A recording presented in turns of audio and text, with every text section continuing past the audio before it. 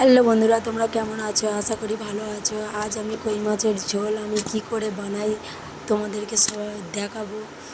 প্রথমে কই মাছটা নিয়ে নিলাম, হলুদ নুন দিয়ে মাখিয়ে ভালো করে মাখিয়ে নেব। নিয়ে কড়াই তেল দেব, দিয়ে তেলটা গরম হলে তাতে মাছটা দেব।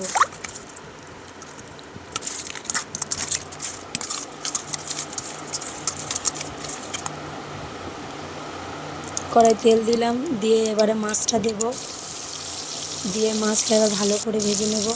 ভাজা হয়ে গেছে, এবারে পাঁচফোড়ন দিলাম, দিয়ে এবারে পেঁয়াজ দেব, কাঁচা লঙ্কা দেব, ঝিঙে দেব, আলু দেব, দিয়ে ভালো করে ভেজে নেব। এই রকমভাবে আপনারাও ঘরে তৈরি করে খাবে, খুবই ভালো খাবার।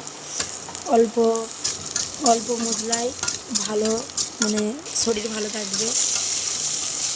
এই রকমভাবে বাড়িতে গরমের সময় বাড়িতে এইরকমভাবে বানিয়ে খেলে শরীর ভালো থাকবে। পরিমাণ মতো হলুদ, লবণ, লঙ্কা যে যেমন খাও তেমনই দেবে।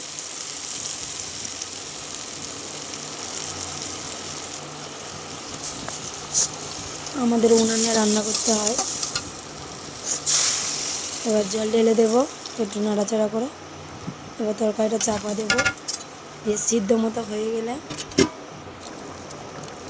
মাছগুলো দিয়ে দেবো। দিলে এবার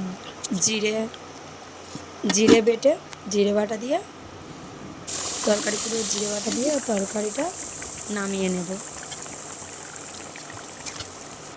হয়ে গেছে। ভালো লাগলে কমেন্ট করবে,